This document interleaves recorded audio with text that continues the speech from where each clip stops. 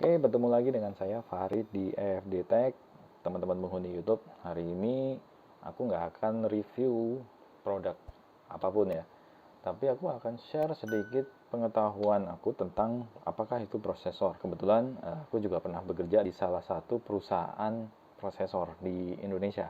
Nggak saya sebutin, nanti copyright. Jadi apakah itu prosesor? Sementara ini yang kita tahu adalah prosesor itu otak dari smart device, smartphone, smart TV, kamera DSLR. Sekarang Google Nest Mini juga punya. Atau mungkin nanti akan ada, ya mungkin ya sebentar lagi ya, kulkas, lalu AC. Nanti juga mungkin ada smart device baru yang memakai prosesor dengan kinerja yang lebih simple ya, lebih simple. Nah, sementara ini yang kita tahu cuma otak, sebagai otak aja. Tapi kita nggak tahu apa itu prosesor, cara kerjanya gimana sehingga dia bisa menghasilkan atau mengolah semua yang kita mau hingga sampai sekarang ini. Tanpa banyak kata, yuk kita mulai.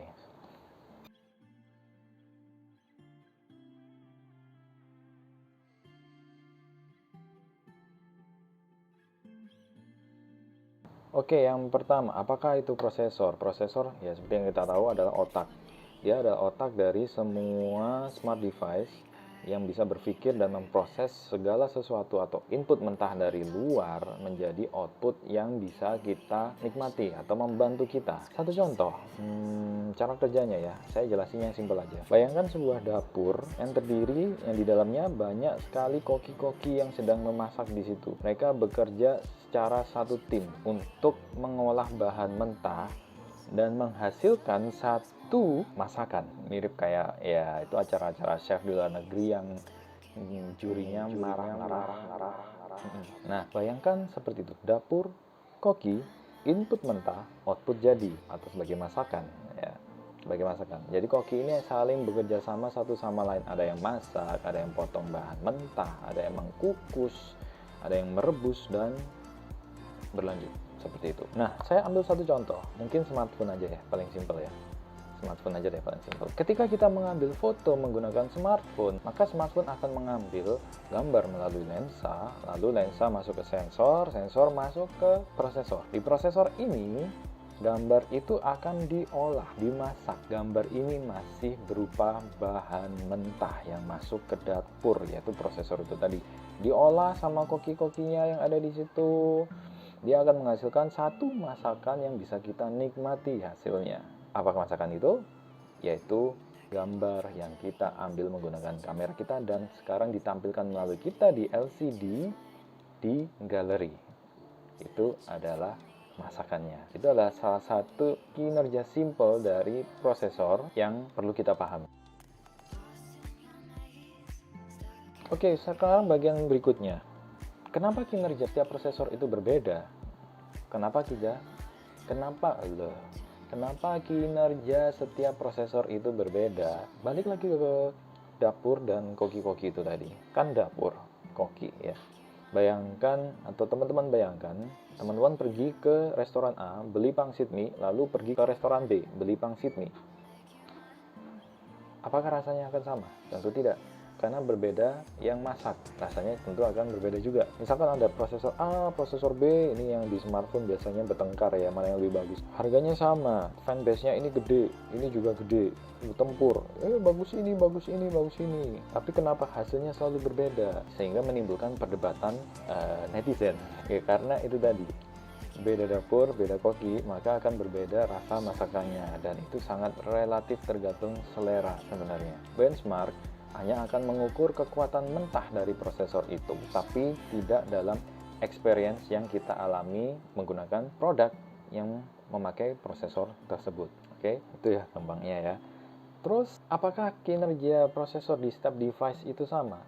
Jawabannya enggak, karena setiap device akan memiliki fungsi masing-masing untuk membantu kita. Contoh, apakah prosesor di Smart TV akan sama bekerja kerasnya dengan prosesor di smartphone? Tentu tidak, karena kinerja smartphone sangat-sangat keras ya, dunia keras memang smartphone itu. Saya aja kadang kalau pergi kemana ya suka ditawarin promotornya, ditarik-tarik, nah itu sangat keras smartphone.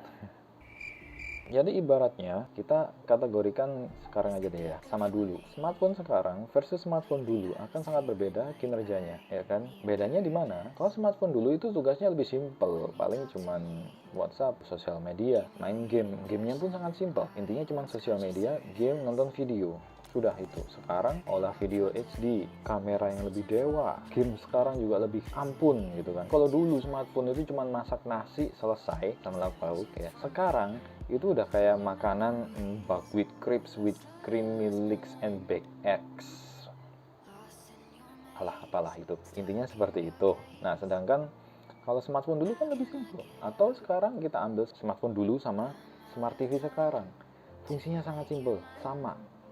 Ya cuman berfungsi untuk, ya kalau smartphone dulu yang saya sebutkan tadi, kalau smart TV cuman play movie aja, channel dikoneksikan dengan smart things, sudah selesai. Dia nggak ada yang namanya dia harus bisa play game dengan grafik yang keren, nggak, karena TV kan cuman output aja.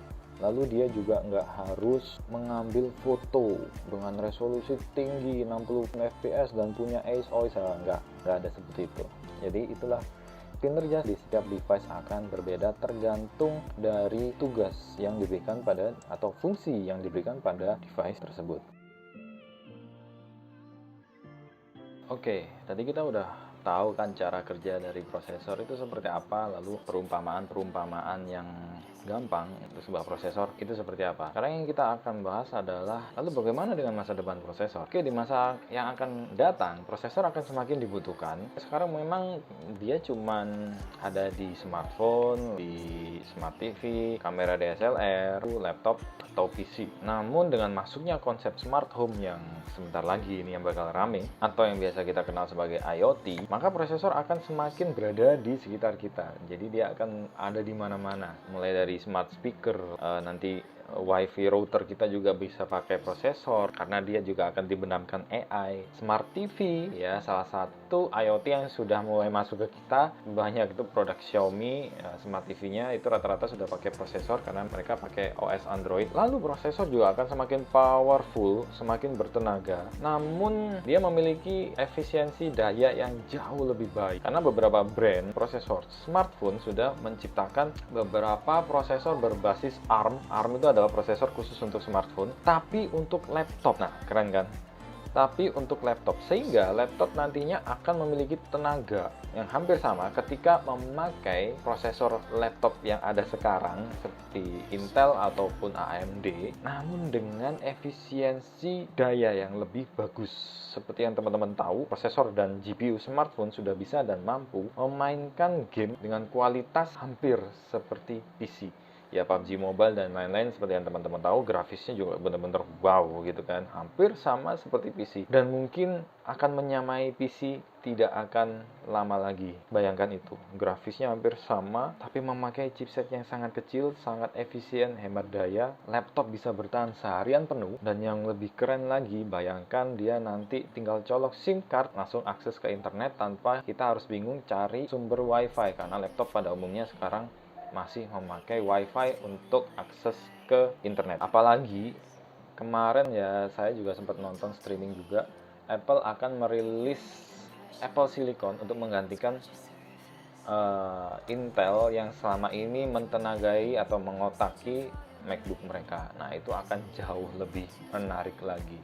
Tentunya nanti akan kita bahas mungkin ya di sesi yang terpisah kalau mungkin banyak yang request. Oke, sobat penghuni YouTube, demikian video serius tapi santai dari saya. Kira-kira apa lagi yang teman-teman ingin saya bahas untuk kedepannya? Silahkan komen di bawah. Mungkin saya akan bahas prosesor lagi, tapi dengan tingkatan yang lebih advance, karena ini adalah basic. Selain itu semua, terima kasih sudah menonton video ini. Silahkan like dan subscribe. Kita subscribe sekarang. Silahkan like dan subscribe jika video ini cukup membantu untuk Anda semua dan sebagai support untuk channel ini. Sampai jumpa, see you.